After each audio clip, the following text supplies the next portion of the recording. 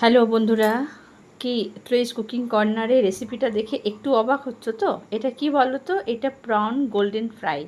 তো খেতে ভীষণ অসাধারণ সুস্বাদু হয়েছিল, আর তার সাথে এই কাসুন্দি আর টমেটো সস জাস্ট ওয়াও একদম। এই গরমের দিনে কিচ্ছু করতে হবে না, একটু হালকা পাতলা মুসুরির ডাল, সাথে সাদা ভাত আর এই ভাজা। এই প্রন ফ্রাইটা এত সুন্দর হয়েছিল যে কি বলবো, তোমরা একবার চেষ্টা করো। আর খুব সহজ, গরমে কোনো কষ্টই করতে হবে না, জাস্ট একটা ব্যাটার করো, ডিপ করো আর ফ্রাই করো, এক তরকারিতেই একদম পুরো সব ভাত ফিনিশ, আর কিছু খাটতেও হবে না বেশি। তো যাই হোক, খুব ভালো হয়েছিল। এইটা হচ্ছে গোল্ডেন অনিয়ন ফ্রাই করেছি তার সাথে, যেহেতু ভাতের কথা বললাম না। তো এটা তোমরা যদি স্টার্টার হিসেবে খেতে চাও শুধু খেতে পারো, দুটোকে আলাদা আলাদা করে সেপারেটভাবে। আর আমরা যেহেতু এটা ভাতের সাথে করেছিলাম সেহেতু একটু অনিয়ন ফ্রাইটাও করেছিলাম। তো প্রনটা তো খুব সুন্দর হয়েছিল, যারা যারা প্রন ভালোবাসো তারা তো এটা বুঝতেই পারবে কিভাবে হয়েছিল। আর এটা অনিয়নটা আরও অসাধারণ হয়েছিল, অনিয়নটা জাস্ট ওয়াও, মানে খুব সুন্দর। তো চলো, রেসিপিটা নিশ্চয়ই জানতে ইচ্ছে করছে তোমাদের। তো রেসিপিটার জন্য প্রথমেই আমি বাজার থেকে আমার হাজব্যান্ডই এই প্রনগুলো এনে দিয়েছিল। তো এনে দেওয়ার পরে আমার হঠাৎ করে মনে হয়েছে যে চলো আজকে কেন না গোল্ডেন ফ্রাই বানানো যাক। তো এই গোল্ডেন ফ্রাইটা মেদিনীপুরে একটা একদম সুখ্যাত রেস্টুরেন্ট আছে আড্ডা, সেখানে আমি খেয়েছিলাম। তো তার জন্য মাছটাকে খুব ভালোভাবে ধুয়ে ছাড়িয়ে নিয়েছি। এরপরে আমি আদা, রসুন আর কাঁচা লঙ্কা দেখো আমি মেনশন করে দিয়েছি, তাও আমি মুখে একবার বলে দিলাম। এরপরে এটাকে আমি ফাইন একটা পেস্ট বানিয়ে নেব। তো ফাইন পেস্টটা বানিয়ে নিলাম মিক্সিতেই। এরপর বানিয়ে নেওয়ার পর মাছটাকে আমরা কিছু জিনিস দিয়ে ম্যারিনেট করব। তার জন্য দেখো এই যে ভিনিগার আমি 1 চামচ মতো নিয়েছি। তো 1 চামচ, আর পরিমাণ মতো তোমরা যে যেমন খাও লবণ ব্যবহার করে নেবে।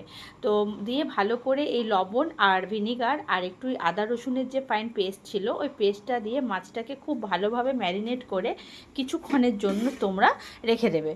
প্রায় 15 to 30 মিনিটস মতো রেখে দেবে। এরপর রেখে দেওয়ার পর চলো আমরা ডিপটার জন্য একটা ব্যাটার রেডি করে নিই। এর জন্য দেখো মেনশন করেছি 3 চামচ মতন চালের গুঁড়ো। আর যারা এটা চালের গুঁড়োটা যাদের বাড়িতে আমার অ্যাভেলেবেল সবসময় থাকে, আমার অসুবিধা হয় না, তোমরা এটা আতপ চালকে ভিজিয়েও করে নিতে পারো। এরপরে দেখো কর্নফ্লাওয়ারও আমি সমপরিমাণ নিয়ে নিয়েছি, 3 চামচ চালের গুঁড়ো, 3 চামচ কর্নফ্লাওয়ার। এরপরে কর্নফ্লাওয়ারটা নেওয়ার পর আমি নিয়েছি দেখো বেকিং সোডা 1/2 টেবিল স্পুন মতো, আর তার সাথে একটু নিয়েছি বেকিং পাউডার। বেকিং পাউডারটা দিলে দেখলাম ব্যাপারটা খুব সুন্দর হলো, বেশ ফোলা ফোলা ক্রিস্পি একটা ফাইন, মানে খুব সুন্দর হয়েছিল, খুব হালকা হয়েছিল ব্যাটারটা। তার জন্য আমি বেকিং সোডা ইউজ করেছি আর বেকিং পাউডার দুটো একসাথে ইকুয়ালি ইউজ করেছি। এর সাথে চলো গোলমরিচ, বেশি কিছু না, আর পরিমাণ মতো লবণ, তোমরা যে যেমন লবণ পছন্দ করো সেরকম পছন্দ করবে। এর সাথে আর একটু ওই ফাইন যে পেস্ট ছিল আদা রসুনের, যেটা আমি দেখালাম, আদা রসুন কাঁচা লঙ্কা, এটা মতো নিয়ে হাফ টেবিল স্পুন মতো নিয়ে নিলাম। বেশি নিলে রসুনের ফ্লেভার ছাড়বে, তো প্রনের যে একটা ফ্লেভার থাকে মিষ্টি, সেটাই নষ্ট হয়ে যায়, ওই জন্য বেশি দিইনি। এর সাথে একটা ডিম আমি ফেটিয়ে নিয়েছি, তোমরা চাইলে এগ হোয়াইটটাও দিতে পারো, তোমরা চাইলে আমার মতো পুরোটাই দিতে পারো, আমি পুরোটাই ইউজ করেছি।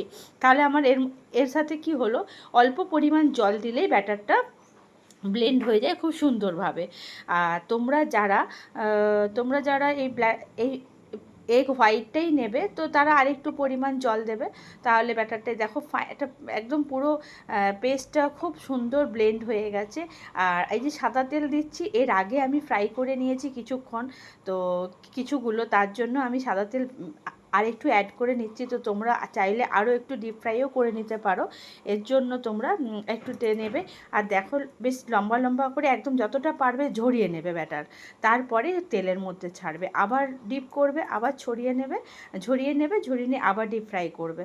তো এতে কি হয়, এর গায়ে যেটুকু ধরা সেটুকু ধরে যাবে, বাকিটা এক্সেসটা পড়ে যাবে। তো এক্সেসটা পড়ে গেলে কি হয়, ব্যাপারটা খুব হালকা হয়, ক্রিস্পি হয় যখন ভাজা হবে। দেখো আমি এতে না খুন্তি ব্যবহার করিনি, আমি ফোর্ক ব্যবহার করলাম, কারণ আমার কড়াইটা এটা ডিপ ফ্রাই করার জন্য তো খুবই ছোট, যার জন্য আমি খুন্তিটা খুব একটা ইউজ করি না এটাতে, আমি ফোর্কটা ব্যবহার করে দেখেছো এর কোটিংটা কত সুন্দর হয়েছে। তো দেখেই মনে হচ্ছে না খুব সুস্বাদু হয়েছে, অসাধারণ হয়েছিল। তোমরা একটু আমার কথা মতন একদিন ফ্রাই করো, তো আমার একবার আমি এক ব্যাচ ভেজে নিয়েছি, তারপরে তোমাদেরকে আমি দেখালাম কিভাবে তোমরা করবে। তো খুব ভালো হয়েছিল। তোমাদের রেসিপিটা কেমন লাগলো আমাকে যারা বানাবে জানাও, আর দেখেও কেমন লাগছে, আশা করি খুব ভালো লাগছে না, টেস্টি লাগছে না, খুব সুন্দর। তো এটা তো দেখে তো মুখে জল আসবেই। তোমরা এইভাবে চিংড়ি মাছ বানিয়ে দেখো, গতানুগতিক চিংড়ি মাছের তরকারির থেকে একটু আলাদা, গরমেও কোনো কষ্ট নেই, আর বানাতেও কোনো কষ্ট নেই, আর খেতে তো ভীষণ ভালো লাগে।